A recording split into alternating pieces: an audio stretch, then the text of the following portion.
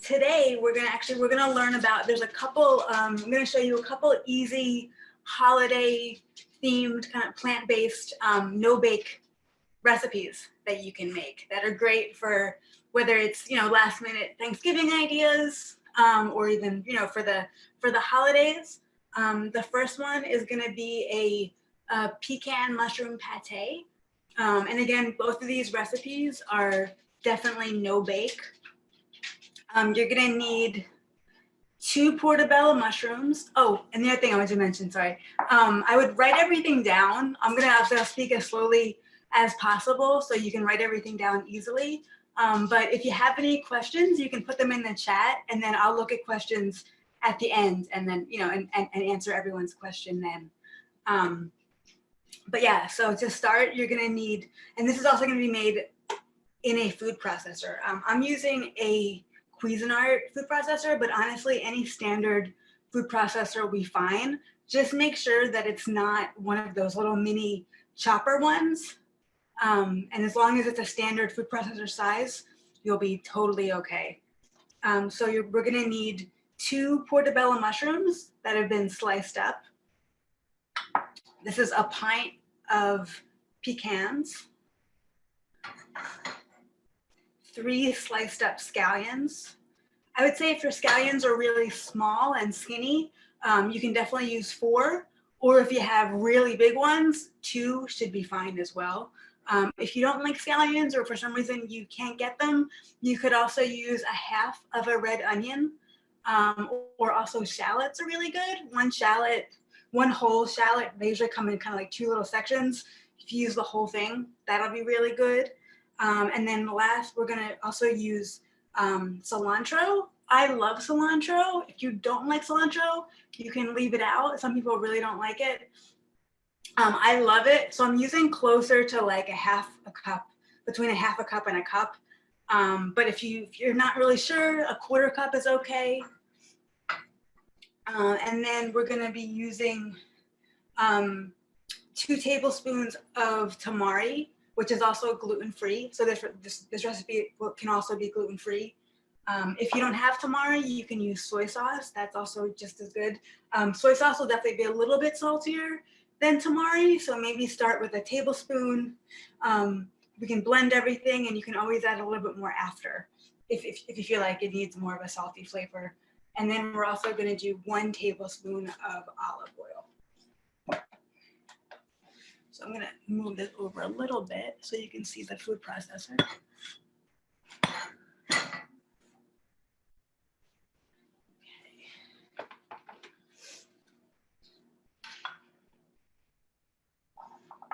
So mushrooms are going in.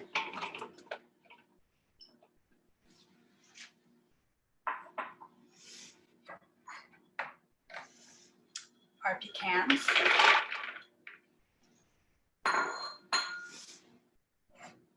Our scallions. The cilantro.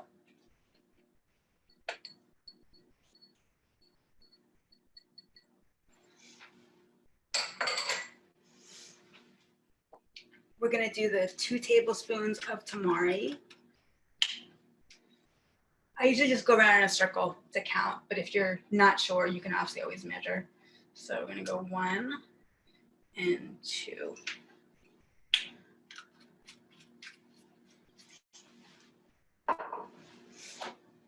And then our tablespoon of olive oil.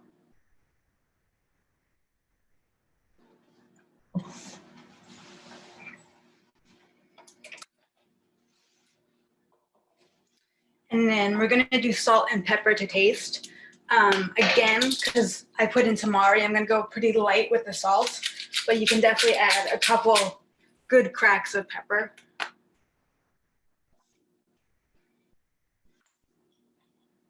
I'm gonna start with not even a teaspoon, just a tiny bit.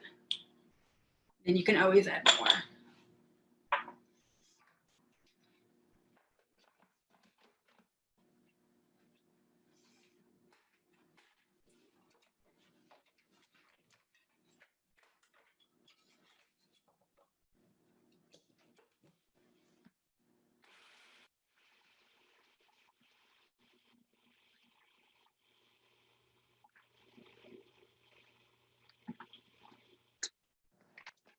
You're gonna wanna also stop it a little bit as you process it, and just push everything down.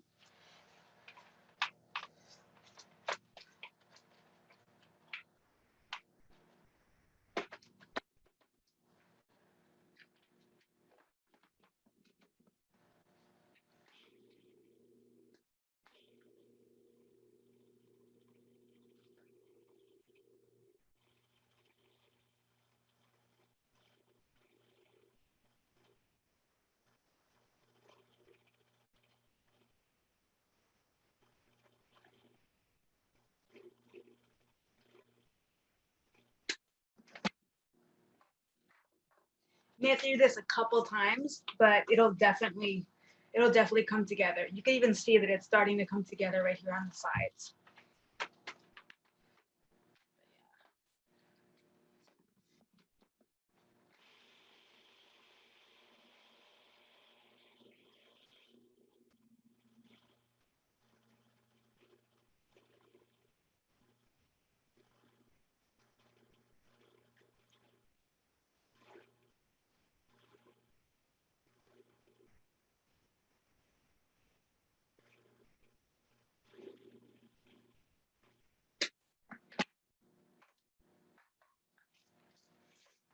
The nice thing with this pate is obviously it's great just on its own with just with your favorite raw cut up vegetables.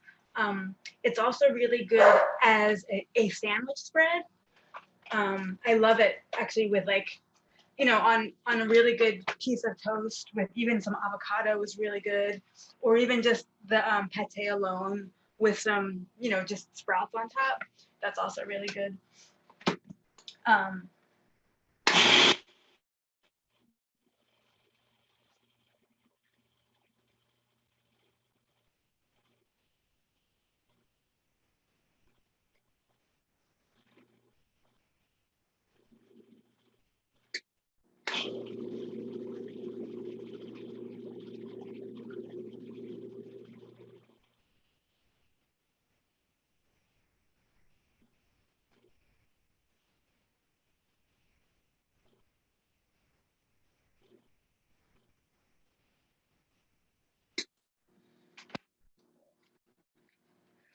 I also love to use it. I'll put it inside of a collard green wrap and then add fresh veggies in that and sprouts in that as well, and then just roll everything up and have it like that. Let me see if I can get a little bit closer. I can show you the kind of consistency. I'd say it's definitely more like a smooth hummus, so you can see. But yeah, you want it pretty pureed, definitely smooth. And again, it's great with veggies. It's great on your favorite toast. It's great inside collard green wraps. And of course, there are nuts in it, so you'd want to let people know who can't have nuts that it's in there. But it's nice because you can make it a good day ahead of time, and then have it in your fridge, and it usually will last in your refrigerator. I'd say around 5 days, maybe up to 7, but I would assume 5, and so that it's going to be good. So that's one option, an easy appetizer, an easy thing to bring to someone's home for the holidays. And then next, I just have to swap out the food processor in my blender. So give me 1 second.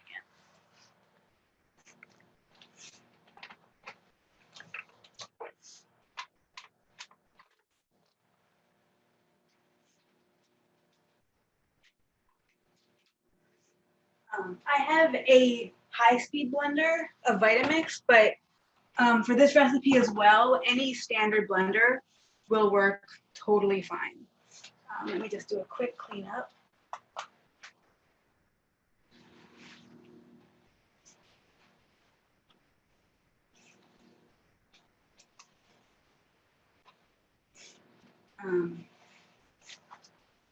That's the one nice thing with, just with cooking in general, it's at least how I feel, with my students is I always meet everyone exactly where they're at. So again, if that means that you have and you know, a blender that's not the newest model but works great, then that's perfect, and we can use that. You definitely, with cooking, you definitely don't have to feel like you have to, you know, go out and buy all this really expensive stuff. My first food processor was from Target. It was $25, and I had it for years, and I made so many things in it. And then once that died, I eventually, you know, I got something a little bit more higher end. But the one from Target lasted me for at least 5 years. So it was definitely one of the best $25 that I've ever bought. Next, we're gonna make, it's a vegan chocolate mousse. Let me just grab everything.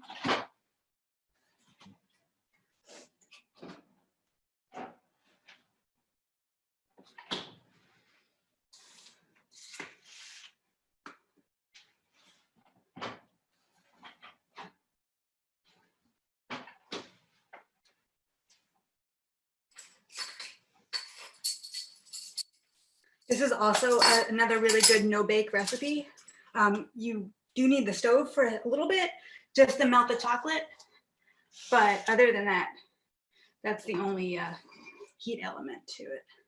So let me just get everything. So for this, you're gonna need a package of silken tofu. So it's about 16 ounces. Just make sure that it says silken.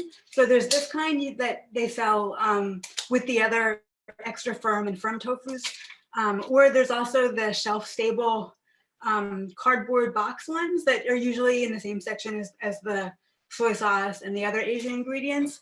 Either are fine. This one, I think you get a little bit more in the package. So I'd say just, you know, as far as, you know, getting a little bit more for your money, this might be better. But I've used both and they're both really good. So we're gonna do, actually this will go in the blender. So the first thing we're gonna do is we're gonna melt our chocolate. So I have about, this is a cup of vegan chocolate chips. Any dark chocolate would be really good. Yeah, just make sure that it's vegan.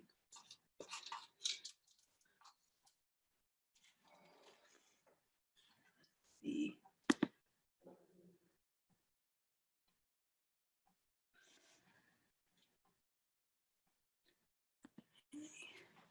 And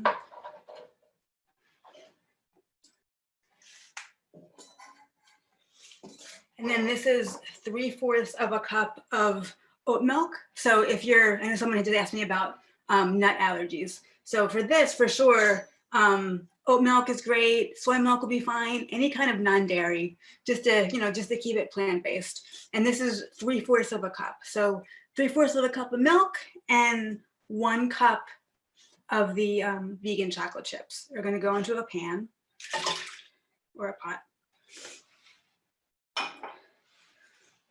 Let's see if I can move this too so you can see better. So I'm gonna put it on about medium heat, and we're just gonna melt it. This won't take long at all, but it's definitely a thing where you absolutely do not want to walk away or else you're gonna burn your chocolate. The nice thing too with this recipe, this is another recipe where you actually need to make it ahead of time. It could be the day before. It could also be, you know, you make this in the morning and you serve it at night. Because with the chocolate mousse, you'll see when I do it in the blender, when we blend it, it starts more as a kind of pudding consistency, and then we have to let it chill in the refrigerator for a few hours so that it'll set. But as you'll see, I'm just slowly mixing everything together, and you'll see it'll all start to get, you know, it's definitely melting. And the nice thing with this, also with this recipe, is I've served it a bunch of different ways. You can kind of do like a really, if you want to be a little bit more extravagant, you can do a little more of like a parfait style and layer it with some fruit, and then add some, you know, like you would have the chocolate mousse, a small layer of fruit or some kind of, you know, fruit puree, more chocolate mousse, and then maybe a little of whipped cream on top. You want to do like smaller glasses of that. I've also served it, and I've put, you know, like whatever seasonal fruit at the bottom, kind of as like a little like surprise at the end, and then put the chocolate mousse on top, and then a little bit more fruit, and or a mint or something like that as a garnish on top. So it's definitely customizable as far as, you know, different seasons and trying different, you know, different fruits and different things with it. But it's also really good by itself too. So yeah, again, it's only been a few minutes and this is already almost melted. I'm gonna actually turn this off because it'll definitely keep melting a little bit more. And then I just slice open, carefully slice open our tofu. I'll just drain this really quick. There's not too much water in here, which is nice.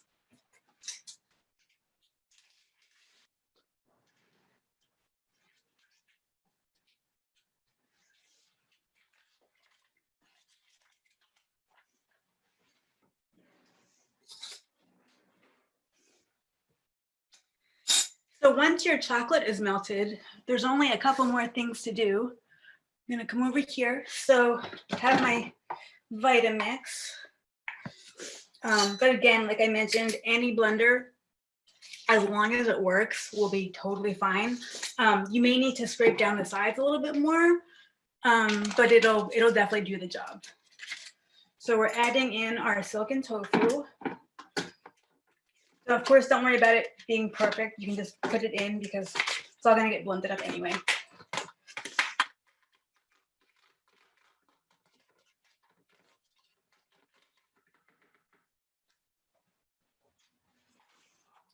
Then we're gonna add in our melted chocolate.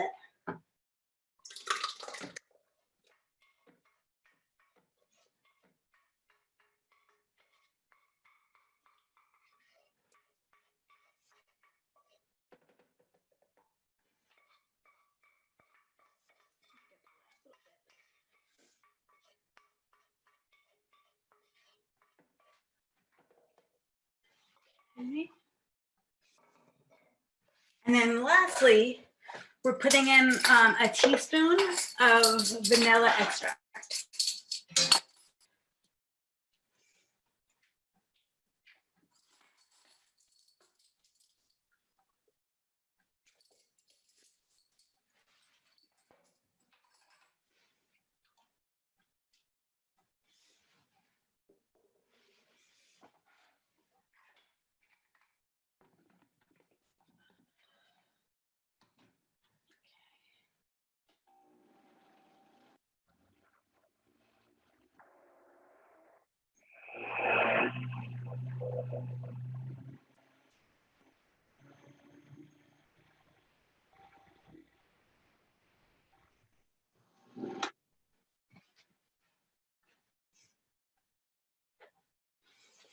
I want to push down. I want to make sure everything's well contained.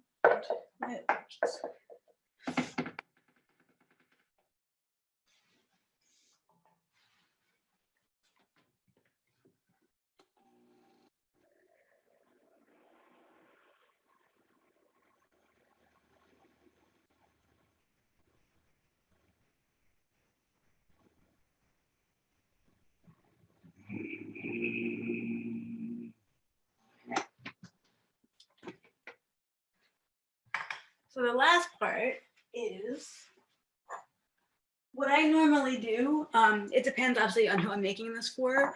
For if I'm catering a dinner, I'll do, you know, as many different smaller containers. These are little ramekins.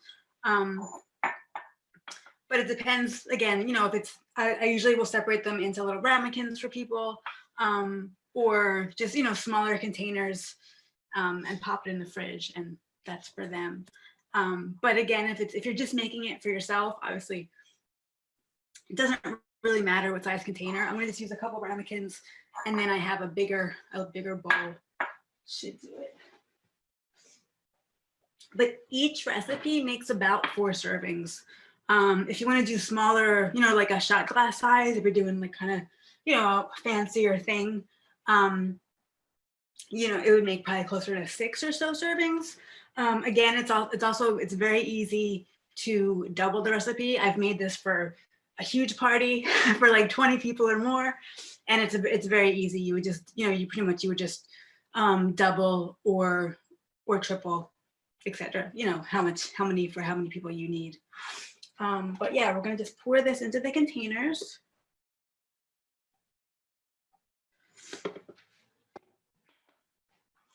And again, as you'll see, this is definitely more of like right now a pudding consistency. But the really cool thing with silken tofu is because it's so great for desserts and dressings and sauces and that kind of stuff, is once we have it in the refrigerator for a while, unfortunately, won't be able to show you the end product, but this will firm right up, and it'll definitely be more of a chocolate mousse consistency as opposed to chocolate pudding.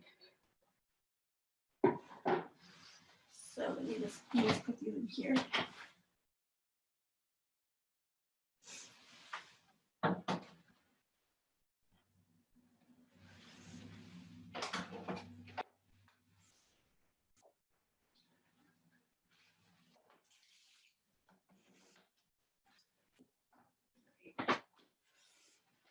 So yeah, those are 2 easy plant-based ideas or recipes that you can definitely add to this year's table. And again, both I think are great all year round, but for sure, you know, definitely a nice holiday thing to make. I think they're both a little bit unexpected. Not everyone, you know, usually has pecan pate for an appetizer. So it's just, I think it's a nice change, I think, from the normal hummus and, you know, ranch dip and all that kind of stuff. So again, with the pudding, it should set, I would give it a good, I'd say a couple hours minimum. I usually, again, will make it in the morning for that night. So I know it'll definitely be set in time. You could also make it the night before. That's also completely okay. And yeah, that's it. I wanted to mention too, I guess if you guys have any questions, I'd love to obviously teach you more lessons. So I know that Take Lessons has a thing that it's a code where you can, if you book, I think it's more than 5 classes, and if you put in the code GET10, you'll get 10% off that. So, and I think it's probably posted in the chat as well. I'm gonna see if there's any questions. Let's see. We'll go through that. Okay. So the first one is about tree nut allergies. Coconut, peanut, or pine nut. Yeah, I would say honestly for the chocolate mousse, you could definitely use coconut milk. I think for the pâtés, you could, I've never used pine nuts. I know it's a totally different consistency. I don't know how it would turn out, to be honest. You can absolutely try it.